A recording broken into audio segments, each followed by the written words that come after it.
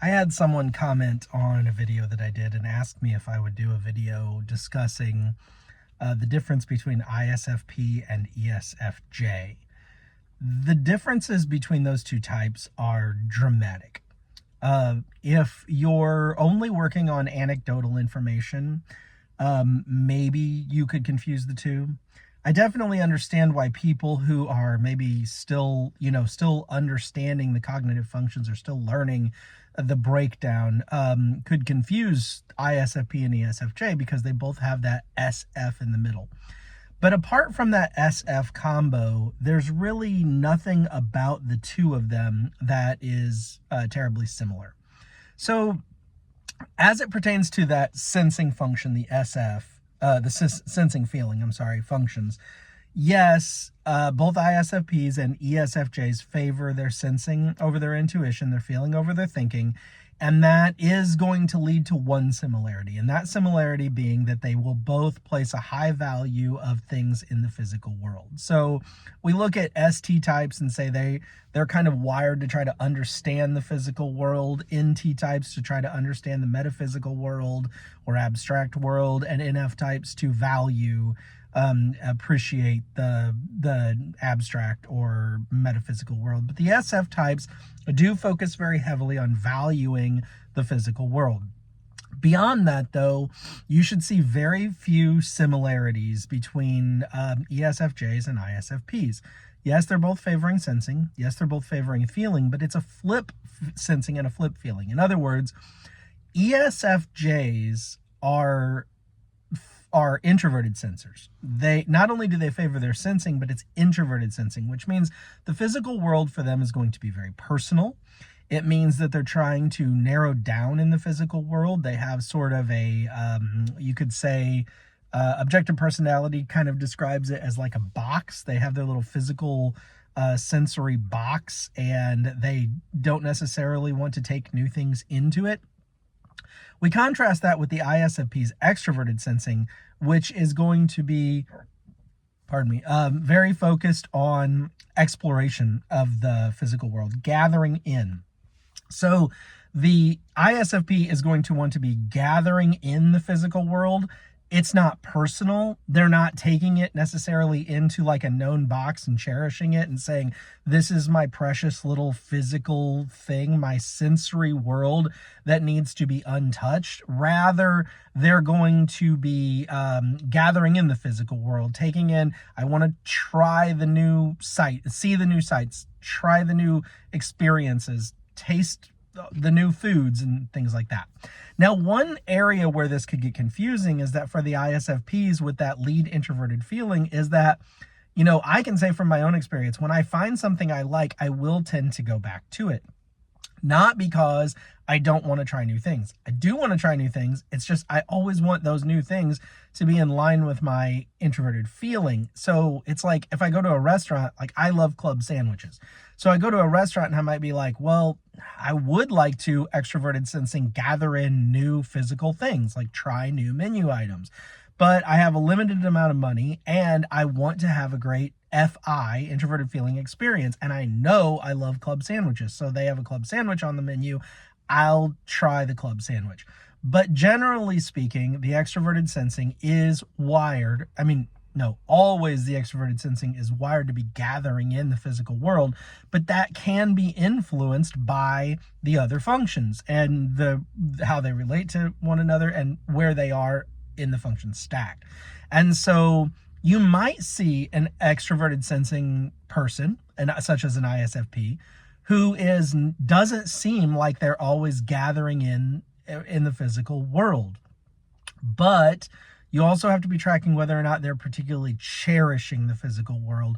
Like, are they protecting it? Are they trying to narrow down in the physical world? Maybe not. They're more explorative. They're less. They see the physical world as less personal. The introverted sensing person is going to be about organizing the physical world. Generally speaking, an ESFJ is probably this is just an anecdote, don't go run crazy with this, they're probably going to have a more organized physical space than an ISFP. However, ISFPs can be thrown off by a disheveled environment. And so while the ISFP is not necessarily wired to be great at maintaining organization, you might walk into their room and things be perfectly pristine and clean because the chaos of a crazy environment is unpleasant. It's not that they're addicted to organizing, it's that they're addicted to basking in the beauty and joy of pleasant physical environments. And so you could see an ESFJ and an ISFP both keep a very clean and orderly physical realm around them, but for very, very different reasons. The ESFJ is doing it because, addicted to their introverted sensing, they cannot stop organizing the physical world, whereas an ISFP is not doing it for that reason. He or she is doing it because they like the pleasantness of seeing an ordered physical world, not because they're addicted to the actual order. And if you followed the two of them around long enough, if you followed the ISFP and the ESFJ around for a long enough period of time, you would find that the ISFP will let organization slide and fall apart where it is not going to assault his senses. So, for example, let's say he has a room that he can just close the door on and forget about. He'll let that room go crazy, perhaps, and fall to pieces. Let's say that he's got he's supposed to be keeping papers in some order, right? He's likely to let that go because he's not looking at it every day. It's not assaulting his senses. I'll give you an example. I have an aquarium. I have 2 aquaria. And I try to keep a diary of like everything that goes on with them, like what chemicals did I add, and when I do water tests, what were the results, and if a fish passes away, when did that happen? And I try to keep this diary. I fail. I keep it for a couple weeks and then I stop. And then 2 months later, I'll pick it back up again and I'll try it again. And a couple weeks later, I'll stop. I'm just not that organized. I just can't stay with it. I can't keep up with it. An introverted sensing person, that is not a muscle that they have trouble using. They don't have to keep it keen and sharp. It just is keen and sharp. They can just do that without it exhausting them. For an SE person, an extroverted sensing person like myself, who has extroverted sensing in the top 2 functions, that's exhausting. Like doing that kind of organizing all the time is exhausting. I remember I used to have a boss who said, make it a process, not a project. Extroverted sensing, when it comes to the organization of the physical world, is constantly failing to keep it as a process and always turning it into an, oh my gosh, I have to make it a project. I've let this thing go, I've let this thing go, I've let this thing go, and now I've got to do it. The ESFJ, with their high introverted sensing, is much more capable of making it a process, doing the little things every day, and not letting the physical world get away from them. Now, let's talk about the feeling side of things. Both the ESFJ and the ISFP have their sensing function as their second function. In a sense, their function order is the same, right? They go feeling, sensing, intuition, thinking. However, just as the sensing function is flipped, ISFP, extroverted sensing, ESFJ, introverted sensing, so also is the feeling function. The ISFP has introverted feeling as his or her first function. The ESFJ has extroverted feeling as his or her first function. And let me tell you, that makes all the difference in the world. If you are confusing someone who has lead feeling and you can't determine if that lead feeling is FI or FE, study FI and FE, because they are so, oh my gosh, different, that you ought to, with a little bit of practice, be able to see it. Introverted feeling is standoff as a first function. Okay, so let's talk about your ISFPs, and this would be your INFPs as well. Introverted feeling is standoffish. It's stubborn. Introverted feeling is like, I know what I like. I want what I want. I don't want to have to bend at all. I don't want to be influenced by anyone else. Don't tell me what you like. It doesn't matter to me what you like. I don't care what you like, unless I'm trying to do something nice for you, which is something that, lead FI people can do, right? I want to do something nice for you, so I'm interested in knowing what you like. But like if you're trying to pass any kind of comment to me about what you think about what I like, what you think about what I value, what you think about what matters to me, shove it. I couldn't care less. Keep it to yourself. It doesn't matter to me. I know what I like. I know what I value. I know what I feel, and you can't move that. Now, you can hurt me. Like if I care about you and you're like, oh, you like that thing is stupid. That might hurt my feelings, and I may go inward and try to hide from you in the future what my FI likes, but it won't change the fact that my FI likes it.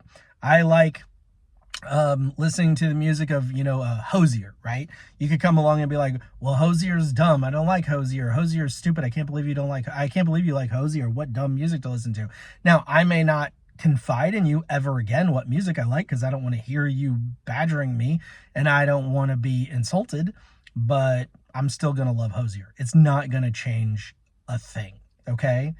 Extroverted feeling is so flipped from that. Extroverted feeling is borrowing its values and its likes from the group around it. So extroverted feeling is taking cues. It's open to cues. It's looking for cues. It's like, hey friends, hey group of friends, what do we all like? And the friends are like, oh, we really love listening to Hosier's music. Oh, great. I like Hosier too. Or at least I will once I listen to him, because you all like him. Now, that's a little bit of an oversimplification, but it's not really. Because remember, the introverted feelings always consider whatever realm they exist in to be personal. So the likes with FI are personal. These are my personal things that I like. The values are personal. These are the ideas or the teachings. It could be the metaphysical concepts. It could be whatever it is you value. It could be Star Wars, right? I value Star Wars. Or it could be Christianity. I value Christianity and the teachings of it, or whatever it is. It could be, I value this stupid blue shirt, right? It could be anything, but I value it, and that is personal. I made that decision. Nobody influenced me.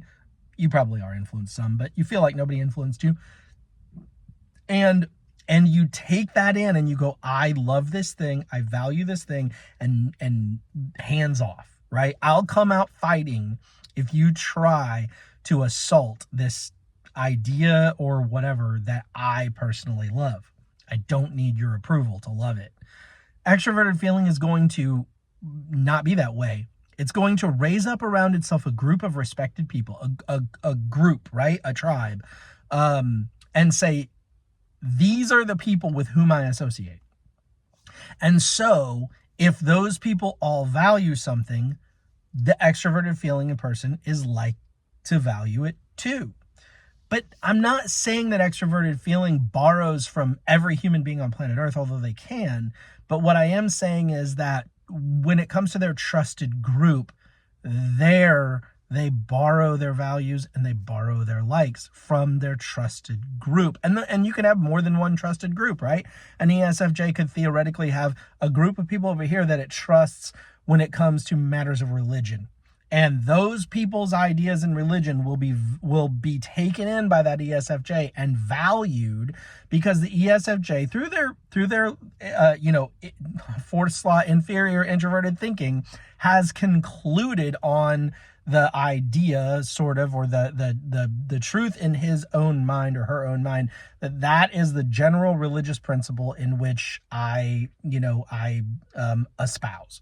And so their lower extroverted intuition and introverted thinking are working together to take in the information of, okay, I believe this general religious principle. And then they're going to surround themselves with people who generally fall in the same realm. And then those people, they're going to be looking to, the ESFJ is going to be looking to those people for sort of, what do we value? And you'll hear that language, we. EJs like that term. We. It's like, okay, but it's not we, it's you. But for them, it is we. We, what do we value? What do we believe? What do we think about these things? And the ESFJ can value those things because the respected group that he has raised up around himself in this realm values those things. However, the same ESFJ may have a different group for sports, right? Maybe the ESFJ loves sports and has a group of friends that are all into sports. And when the ESFJ has questions about sports or wants to understand, like, well, what do we think about this rule? How do we feel about that player? Do we value that team? Whatever it may be, that ESFJ is not afraid to go to that respected group of friends and be like, tell me what we think about this. Now, don't get hung up on the word think, because really what the ESFJ is saying is, tell me what we feel about this. Tell me how we value this, or what do we value in this realm. The ISFP is not going to do that. The ISFP is not going to be like, hey guys, let me know which player is our favorite player. Let me know which team is our favorite team. Let me know if we like or do not like that new rule. That is not going to happen. The ISFP is not going to be like, hey guys, tell me what we're thinking about this verse in the Bible. Hey guys, tell me how we feel about that religion. These things it's not going to work that way. It's never going to work that way. The ISFP is going to figure those things out primarily on his or her own.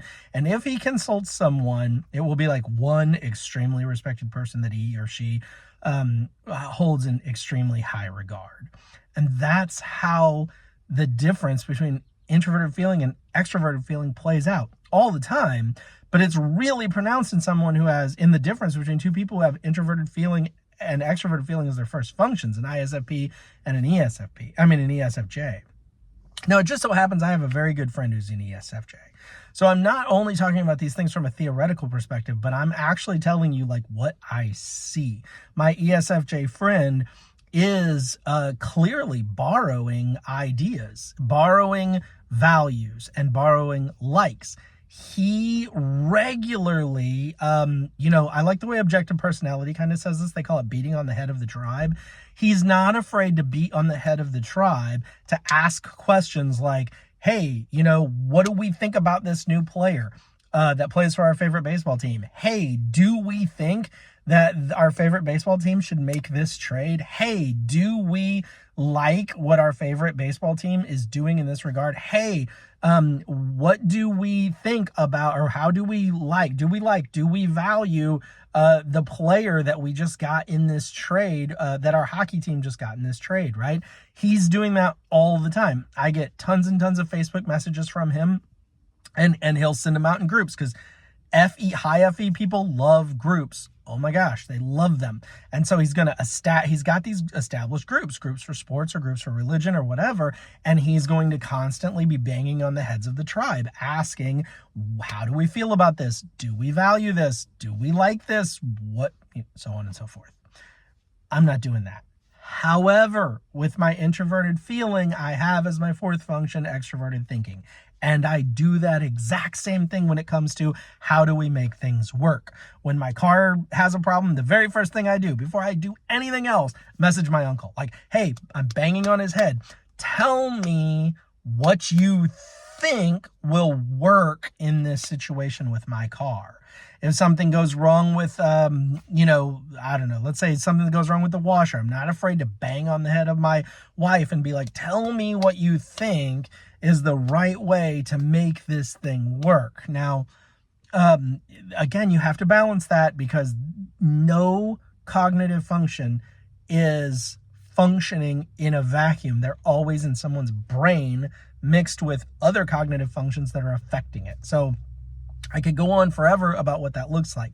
But the key things that you want to be looking for, ISFP or ESFJ, generally speaking, first of all, your ESFJ is going to be much more extroverted. Your ISFP is going to be much more introverted, but that isn't always true.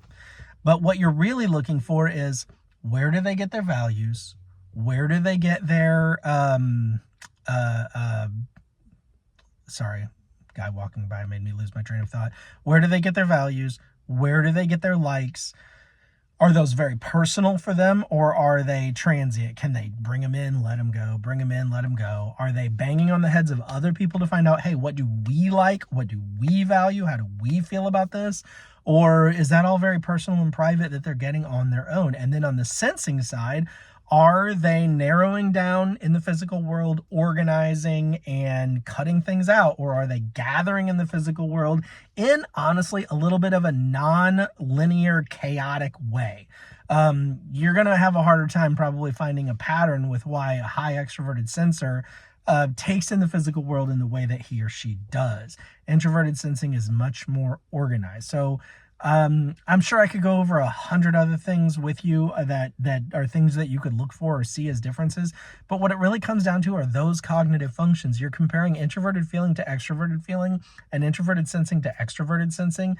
The ESFJ, extroverted feeling, introverted sensing, is a complete flip of the ISFP, introverted feeling, extroverted sensing. And if you learn the cognitive functions, you'll pick that out pretty quickly. You may not quickly, like in a day, be able to be like, well, that person's on ISFP, but what you will be able to do is go, that person is not using extroverted feeling and therefore cannot be an ESFJ. And you cut that out. You narrow that down a little bit at a time, little bit at a time, little bit at a time. That should be one of the easiest things to figure out. With most ESFJs and ISFPs, it's usually going to be pretty easy to say, that person uses introverted feeling or that person uses extroverted feeling, and possibly that person uses introverted sensing or that person uses extroverted sensing. And once you have that, you may not know which type they are, but you can know which type they are not. Thanks for watching. I hope this was helpful. I can't remember the name or the login name or whatever, the screen name of the person who asked this question, but to you who asked, I hope this was helpful. Thanks and have a great day. Bye now.